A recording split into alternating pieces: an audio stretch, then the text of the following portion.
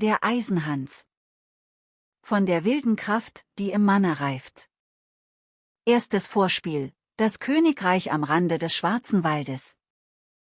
Im Jahr 1248. Als der letzte Stauferkaiser Friedrich II. fern in Italien weilte. Und das Heilige Römische Reich in Unruhe versank, lag tief im Süden Deutschlands ein kleines Königreich. Es war nicht groß, dieses Reich, aber es war wohlgeordnet. König Eberhard III. Regierte mit fester Hand. Und sein Volk lebte in Frieden und Wohlstand. Doch es gab eine Sache, die den Frieden des Landes bedrohte. Der Wald. Nicht irgendein Wald. Der Wald, der sich hinter dem Schloss erhob, war uralt und undurchdringlich. Die Bäume standen so dicht, dass selbst am hellsten Mittag nur schwaches Licht den Boden erreichte. Und in diesem Wald, so flüsterten die Leute, hauste ein Wesen, das schrecklicher war als alle Fabelwesen, von denen die alten Weiber erzählten. Betretet den Wald nicht, hatte der König verkündet. Und sein Wort war Gesetz. Jeder, der hineingeht, kommt nicht wieder. Und es hatte sich bewahrheitet. 13 kühne Jäger waren in den Wald gegangen. 13 waren nicht zurückgekehrt. Die besten Männer des Königreichs. Verschlungen von der Finsternis. Der König hatte die Jagd im Wald verboten. Und niemand wagte mehr, auch nur an seinen Rand zu treten. Zweiter der wilde Mann. Eines Tages, viele Jahre später, kam ein fremder Jäger an den Hof. Er war ein großer, kräftiger Mann. Mit wettergegerbtem Gesicht und ruhigen Augen. Er trug einen Bogen aus fremdem Holz. Und führte einen Hund mit sich. So stattlich, wie man ihn im Land noch nie gesehen hatte. König Eberhard, sprach der Jäger und verneigte sich tief. Ich habe von eurem Wald gehört. Erlaubt mir, hineinzugehen. Und das Geheimnis zu lüften. Der König sah ihn lange an. Du weißt, was dir blüht, Fremder. 13 meiner besten Männer sind nicht zurückgekehrt. Du wirst das 14. Opfer sein. Das mag sein, antwortete der Jäger ruhig. Aber ich will es dennoch versuchen. Ich habe in vielen Wäldern gejagt. In den Alpen und im Böhmerwald. Vielleicht habe ich Glück. Der König zögerte. Aber die Neugier war stärker als die Sorge. So geh. Aber geh mit Gott. Der Jäger betrat den Wald mit seinem Hund. Die Stille war beklemmend. Kein Vogel sang. Kein Eichhörnchen sprang von Ast zu Ast. Nur das Knirschen der eigenen Schritte. Auf dem weichen Moos war zu hören. Sie kamen an einen See. Das Wasser war schwarz und glatt wie Glas. Und kein Lüftchen kräuselte seine Oberfläche. Der Hund lief voraus, schnupperte am Ufer. Und im nächsten Augenblick schoss ein nackter Arm aus dem Wasser, packte das Tier und zog es in die Tiefe. Der Jäger erstarrte. Er hatte etwas gesehen, das er kaum glauben konnte. Einen Arm, so dick wie ein junger Baumstamm. Bedeckt mit rostroten Haaren. Und dann, für den Bruchteil einer Sekunde, ein Gesicht, wild, ungezähmt. Mit Augen, die glühten wie Kohlen. Der Jäger floh aus dem Wald. Er kehrte zum Schloss zurück. Und berichtete dem König, was er gesehen hatte. Ein Wesen lebt in diesem See, sagte er atemlos. Ein wilder Mann, riesig und stark. Mit Haaren wie rostiges Eisen. Er hat meinen Hund geholt. Aber ich weiß jetzt, wo er ist. Der König ließ nicht lange zögern.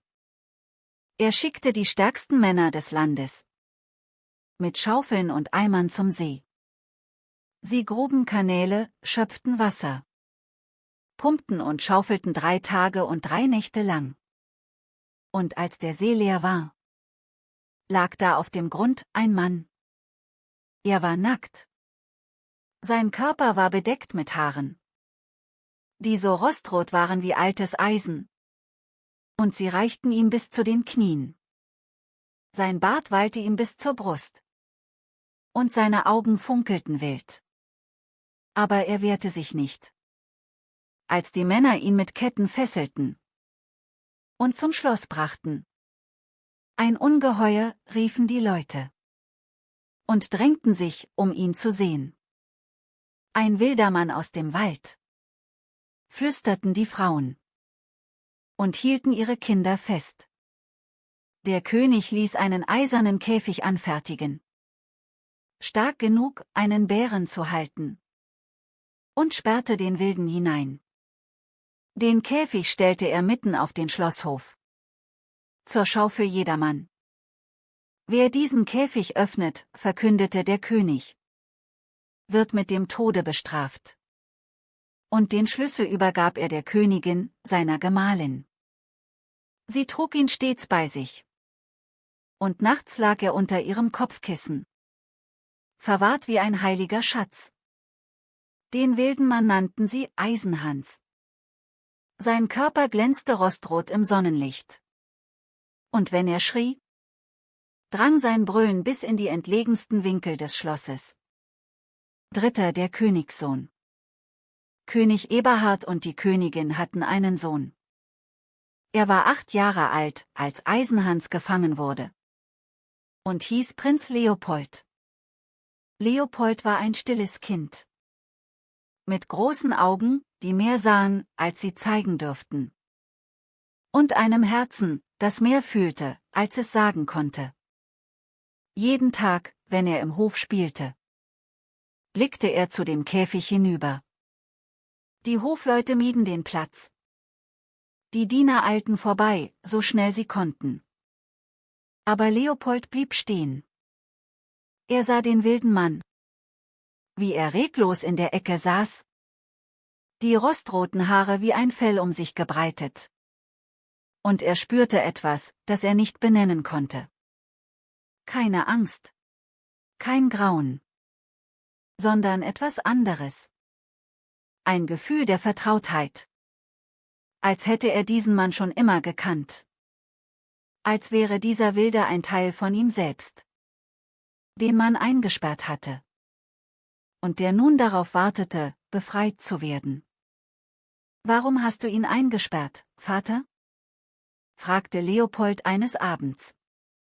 »Er ist gefährlich, mein Sohn. Er hat 13 Jäger getötet. Er würde auch dich töten, wenn er könnte.« Aber Leopold glaubte das nicht. Er hatte in die Augen des Wilden geblickt. Und in diesen Augen hatte er nichts Böses gesehen. Nur Trauer. Nur Sehnsucht. Eines Tages spielte Leopold mit seinem goldenen Ball. Es war der schönste Ball, den er besaß. Aus purem Gold gefertigt und mit Edelsteinen besetzt. Er warf ihn hoch, fing ihn wieder. Und dann geschah es. Der Ball entglitt seiner Hand, rollte über den Hof, immer schneller, direkt auf den Käfig zu, und verschwand zwischen den Eisenstäben. Leopold lief zum Käfig. Da saß Eisenhans, und in seiner Hand hielt er den goldenen Ball.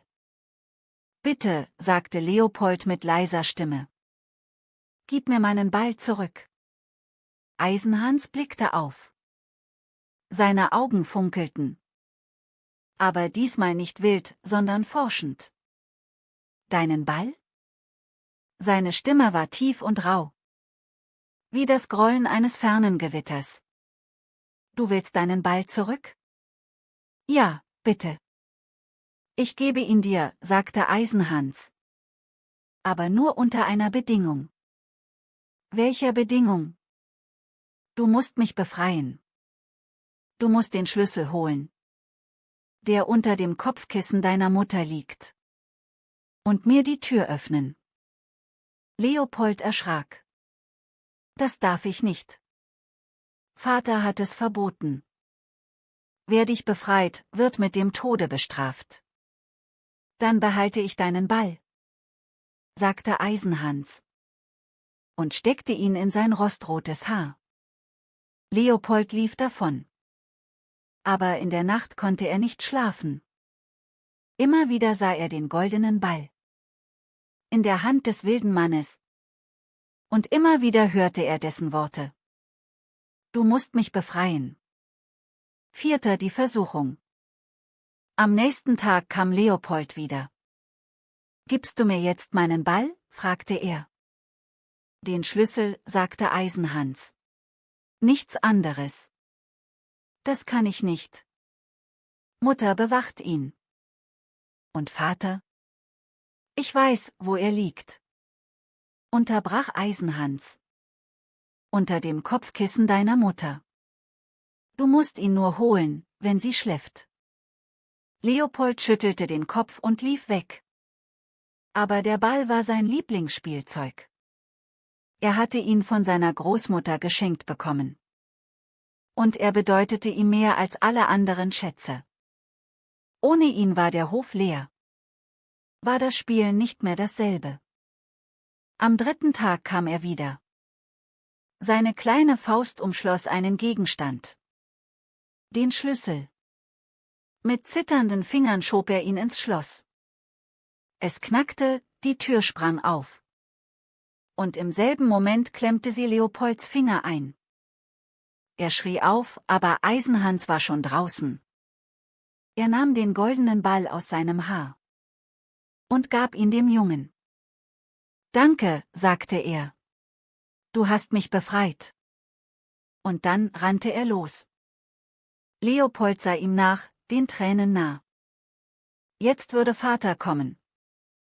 Würde sehen, dass der Käfig leer war. Und dann würde er sterben. Warte, schrie er. Eisenhans, warte. Du darfst nicht gehen. Sonst werde ich bestraft. Der wilde Mann blieb stehen. Er drehte sich um und sah den kleinen Prinzen an. In seinen Augen lag etwas Weiches. Etwas, das wie Mitleid aussah. Du hast recht, sagte er. Du würdest bestraft werden. Also komm mit mir. Er ging zurück, hob den Jungen auf seine mächtigen Schultern und lief mit ihm in den Wald hinein. So schnell der Wind. 5. Im Reich des Eisenhans. Tief im Wald, wo kein Mensch je gewagt hatte zu leben, lag eine Lichtung. Hier war Eisenhans Reich. Hier gab es keine Mauern, keine Wächter, keine Gesetze. Nur Bäume, Tiere. Und einen kleinen See. Mit Wasser so klar wie Kristall. Eisenhans setzte Leopold ab. Fürchte dich nicht, sagte er.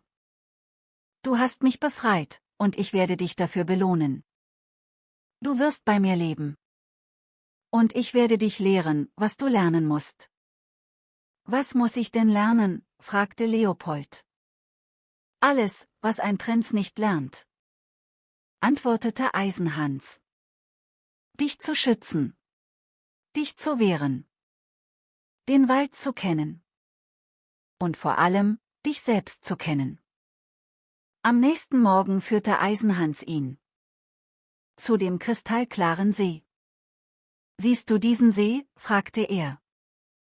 Sein Wasser ist so rein, dass es alles, was es berührt, in Gold verwandelt.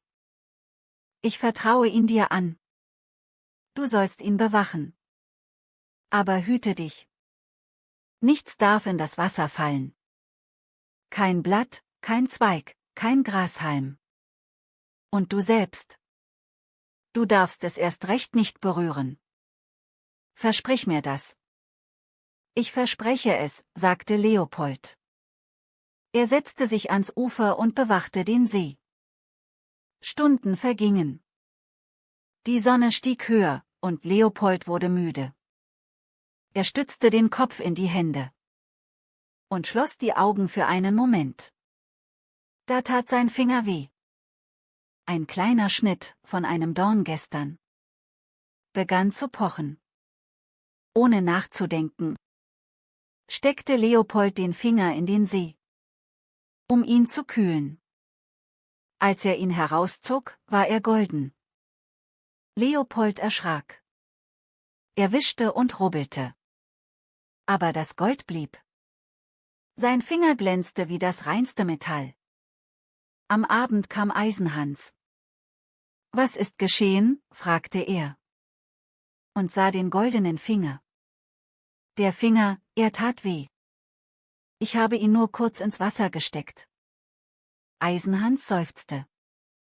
Du hast versagt. Aber es war das erste Mal. Ich vergebe dir. Morgen wirst du es besser machen. 6. Die zweite Prüfung. Am nächsten Tag saß Leopold wieder am See. Er hielt die Hände fest im Schoß und starrte auf das Wasser. Keinen Finger würde er mehr hineinstecken. Aber die Sonne brannte und ihm war heiß. Eine Schweißperle löste sich von seiner Stirn und fiel direkt in den See. Leopold sah es mit Entsetzen. Die Schweißperle verwandelte sich in ein goldenes Kügelchen und versank. Wieder kam Eisenhans am Abend. Du hast wieder versagt, sagte er traurig. Ein Tropfen Schweiß, und der See ist nicht mehr rein. Aber ich vergebe dir noch einmal. Ein letztes Mal. 7. Die dritte Prüfung. Am 3. Tag nahm sich Leopold fest vor, alles richtig zu machen. Er setzte sich weit weg vom Ufer, band sich die Hände auf den Rücken, damit er nicht in Versuchung kam. Die Stunden vergingen. Es wurde Nachmittag. Leopold wurde hungrig und durstig. Er sehnte sich nach Eisenhans, der ihn erlösen würde. Und dann, als er sich reckte und streckte, geschah es. Eine Strähne seines blonden Haares löste sich, glitt über seine Schulter und fiel in den See. Im selben Moment begann Leopolds ganzes Haar golden zu leuchten, als hätte die Sonne es in Brand gesteckt. Als Eisenhans kam, brauchte er nichts zu fragen. Das Gold auf Leopolds Haupt leuchtete weithin sichtbar. Du hast dreimal versagt, sagte Eisenhans. Du kannst nicht länger bei mir bleiben. Du musst hinaus in die Welt gehen und lernen, was Armut ist, was Kampf, was Leiden. Aber ich will nicht fort, rief Leopold. Du musst, sagte Eisenhans. Es ist der einzige Weg. Aber ich werde dich nicht ganz allein lassen. Wenn du mich brauchst, komm an den Rand des Waldes und rufe dreimal meinen Namen. Eisenhans, Eisenhans, Eisenhans. Dann werde ich kommen und dir helfen. Und so zog Leopold fort, das Gold auf seinem Haupt unter einer alten Mütze verborgen, und trat hinaus in eine Welt, die er nicht kannte. 8. In der Fremde. Wochenlang wanderte Leopold durch das Land. Er hungerte, fror, schlief in Scheunen und unter Brücken. Er lernte, was es hieß, kein Königssohn zu sein, sondern ein Niemand. Endlich erreichte er ein großes Königreich. In der Hauptstadt fragte er nach Arbeit. Man lachte ihn aus. Ein halbes Kind, was sollte der schon können? Aber der alte Gärtner des Königs hatte Mitleid mit ihm und nahm ihn als Gehilfen auf. Leopold arbeitete im Garten. Er jätete Unkraut, goss die Blumen, schnitt die Hecken. Niemand beachtete ihn, und das war gut so. Denn unter seiner Mütze verbarg er sein goldenes Haar, das ihn verraten hätte. Eines Tages kam die Prinzessin in den Garten. Sie hieß Elisabeth und war so schön, dass Leopold den Atem anhielt, als er sie sah. Ihr Haar war dunkel wie Ebenholz, ihre Augen blau wie der See im Wald. Gärtnerjunge, rief sie. Bring mir einen Strauß Blumen. Leopold pflückte die schönsten Blumen, die er finden konnte, und brachte sie ihr. Elisabeth nahm sie, sah ihn an und lachte. Du trägst ja eine Mütze mitten im Sommer. Bist du kahl? Nein, murmelte Leopold. Ich habe einen Ausschlag. Die Prinzessin zuckte die Achseln und ging. Aber sie kam wieder. Am nächsten Tag und am übernächsten. Und jedes Mal bat sie um Blumen. Und jedes Mal sah sie den seltsamen Gärtnerjungen mit der Mütze an. Warum ziehst du die Mütze nicht ab? Fragte sie eines Tages. Weil ich es nicht darf, antwortete Leopold. Ich befehle es dir, sagte Elisabeth.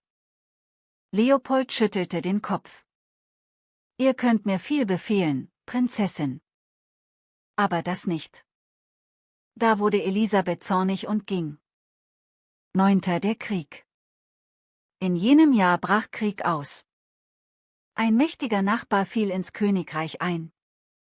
Und der König bot alle seine Männer auf. Auch Leopold wollte mitkämpfen. Du, lachten die Soldaten. Ein Gärtnerjunge? Nimm die Mistgabel und bleib bei deinen Blumen. Aber Leopold ließ sich nicht abweisen. Er ging heimlich in den Wald, an dessen Rand. Und rief: Eisenhans! Eisenhans! Eisenhans! Der Boden erzitterte. Aus dem Wald trat der wilde Mann. Rostrot und gewaltig. Aber in seinen Augen war Milde. Was willst du, mein Junge? Ich will kämpfen, sagte Leopold. Gib mir ein Pferd und eine Rüstung. Eisenhans nickte. Er pfiff. Und aus dem Wald kam ein schwarzer Hengst. So prächtig, dass Leopolds Herz stillstand. Dazu eine Rüstung aus schwarzem Stahl. Ein Schwert, das im Dunkeln glühte. Und eine Schar eiserner Krieger. Reglos und schweigend. Reite und kämpfe, sagte Eisenhans. Aber wenn die Schlacht vorbei ist, komm zurück und gib mir alles wieder. Leopold ritt in die Schlacht. Er war unaufhaltsam. Das schwarze Schwert mähte die Feinde nieder. Wie reifes Korn. Und die eisernen Krieger kämpften. Mit einer Kraft, die nicht von dieser Welt schien. Als die Sonne unterging, war der Feind geschlagen. Leopold brachte Pferd, Rüstung und Krieger zurück in den Wald. Und kehrte als Gärtnerjunge ins Schloss zurück. Niemand erkannte in ihm den schwarzen Reiter. 10. Das Fest und die goldene Kugel. Der König war überglücklich über den Sieg. Er ließ ein großes Fest ausrichten, 3 Tage lang. Und am 3. Tag sollte die Prinzessin einen goldenen Apfel werfen. Wer ihn fing, durfte sie zur Frau nehmen. Wenn er ein Ritter war. Leopold stand im Garten und hörte die Festmusik. Wieder ging er in den Wald und rief Eisenhans. Diesmal gab der wilde Mann ihm ein rotes Pferd und eine rote Rüstung. Reite und fang den Apfel, sagte er. Leopold ritt zum Fest. Niemand kannte ihn. Er mischte sich unter die Ritter. Und als die Prinzessin den goldenen Apfel warf, fing er ihn mit Leichtigkeit. Dann sprengte er davon, bevor man ihn halten konnte. Am nächsten Tag gab er Pferd und Rüstung zurück. Am 2. Festtag kam er wieder. Eisenhans gab ihm diesmal ein weißes Pferd und eine weiße Rüstung. Wieder fing er den Apfel, wieder entkam er. Aber am 3. Tag, als er im schwarzen Pferd und schwarzer Rüstung ritt und den 3. Apfel fing, traf ihn ein Speer am Bein. Er stürzte fast, hielt sich aber im Sattel. und ritt davon. Doch auf der Flucht verlor er seine Mütze. Und sein goldenes Haar leuchtete auf. Im Licht der untergehenden Sonne. 11. Die Entdeckung. Die Prinzessin hatte es gesehen. Sie lief zum König. »Vater«, rief sie. »Der geheimnisvolle Ritter. Es ist der Gärtnerjunge. Ich habe sein goldenes Haar gesehen.« Man holte Leopold. Er kam, das Bein blutend, das goldene Haar unverhüllt. »Bist du der Ritter?« fragte der König. Leopold zögerte. Dann nickte er. »Ja. Ich bin es.« »Und woher hast du Pferd und Rüstung? Woher hast du diese Kraft?« Da erzählte Leopold seine ganze Geschichte. Vom wilden Mann, von der Befreiung. Von den Prüfungen und vom Versagen. Von Eisenhans Hilfe im Krieg und beim Fest. Der König hörte schweigend zu. Als Leopold geendet hatte, stand er auf und legte ihm die Hand auf die Schulter. »Du hast meinem Königreich im Krieg geholfen«, sagte er. »Du hast die goldenen Äpfel gefangen. Du hast mein Wort, dass der Fänger meine Tochter zur Frau bekommt. Also soll es geschehen.« 12. Die Hochzeit und die Erlösung. Die Hochzeit wurde mit großer Pracht gefeiert. Das ganze Land war eingeladen. Und mitten im Festsaal stand Leopold. Das goldene Haar nun offen und leuchtend. Und neben ihm Prinzessin Elisabeth. In einem Kleid aus Silber und Seide. Als das Festmahl begann, öffnete sich die Tür. Herein trat ein König. Er trug eine goldene Krone und einen Purpurmantel. Sein Gesicht war edel und mild. Und in seinen Augen lag eine tiefe Weisheit. Leopold erkannte ihn nicht. Aber dann sah er die Augen. Diese Augen hatte er nur einmal gesehen. Im Wald, in einem rostroten Gesicht. »Eisenhans?« flüsterte er. Der König lächelte. »Ja, Leopold. Ich bin Eisenhans. Aber ich bin nicht der wilde Mann, für den ihr mich gehalten habt. Ich bin ein König wie dein Vater. Oder vielmehr, ich war es. Vor langer Zeit wurde ich von einem bösen Zauberer in einen wilden Mann verwandelt. Meine Haut wurde zu Rost. Meine Haare wuchsen wild. Und ich verlor alles, was ich war. Der Fluch lautete: Nur ein Königssohn, der mich aus freien Stücken befreite. Der mich 3-mal im Stich ließ. Und dennoch zu mir zurückkehrte. Der mich rief in der Stunde seiner Not. Nur der konnte mich erlösen. Du hast mich befreit, Leopold. Du hast meine Prüfungen nicht bestanden. Aber du hast mich nicht vergessen. Du hast mich gerufen, als du mich brauchtest. Und du hast mir alles zurückgegeben, was ich dir lieh. Darum bin ich nun frei. Darum stehe ich hier vor dir. Als der König, der ich immer war. Leopold starrte ihn an. Also war alles eine Prüfung? Alles, sagte Eisenhans. Der See, das Gold, die 3 Fehler. Du musstest scheitern, um zu wachsen. Du musstest fallen, um aufzustehen. Du musstest arm werden, um reich zu werden. Und du musstest mich verlieren, um mich wiederzufinden.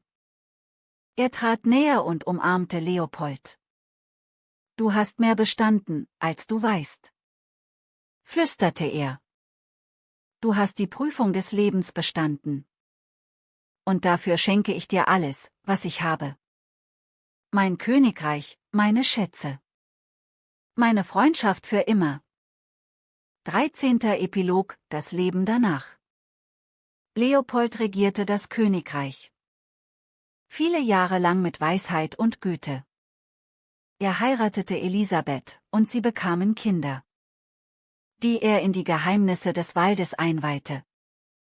So wie Eisenhans ihn eingeweiht hatte. Eisenhans selbst blieb im Wald. Er baute sich dort ein kleines Haus. Nicht weit von der Lichtung mit dem goldenen See. Oft kamen Leopold und seine Kinder zu Besuch. Und dann saßen sie zusammen am Feuer und lauschten den alten Geschichten. Eisenhans fragte eines Tages Leopolds ältester Sohn: Warum bist du eigentlich wild? Du bist doch ein König. Eisenhans lächelte. Weil das Wilde nicht das Böse ist, mein Junge. Das Wilde ist das Ursprüngliche. Die Bäume im Wald sind wild, und doch sind sie schön. Der Fluss ist wild, und doch schenkt er Leben. So ist es auch mit dem Menschen. Wer nur gezähmt ist, wer nur Regeln folgt, der ist wie ein Baum im Topf. Er wächst, aber er wird nie groß. Wer aber das Wilde in sich bewahrt, wer die Kraft des Ursprungs in sich trägt, der kann wachsen bis in den Himmel. Der Junge nickte, als hätte er alles verstanden. Auf seinem Sterbebett, viele Jahre später, rief Leopold seine Kinder zu sich. Er gab ihnen einen goldenen Ring, den ihm Eisenhans einst geschenkt hatte. Vergesst nie, sagte er mit schwacher Stimme, was ich gelernt habe. Der Weg zum Mannsein führt nicht über Siege und Ruhm. Er führt durch den Wald. Er führt durch Niederlagen und Scham. Er führt durch die Begegnung mit dem Wilden in euch selbst. Habt keine Angst vor diesem Wilden. Er ist euer Freund. Er ist euer Lehrer. Er ist euer wahres Selbst. Dann lächelte er, schloss die Augen und ging hinüber in das Land, aus dem kein Wanderer zurückkehrt. Im Wald aber, so sagen die Leute, lebt Eisenhans noch heute. Manchmal, in mondhellen Nächten, kann man sein rostrotes Haar zwischen den Bäumen sehen. Und wer ihn findet und keine Angst hat, den nimmt er mit zu seinem goldenen See und lehrt ihn, was es heißt, ein Mensch zu sein.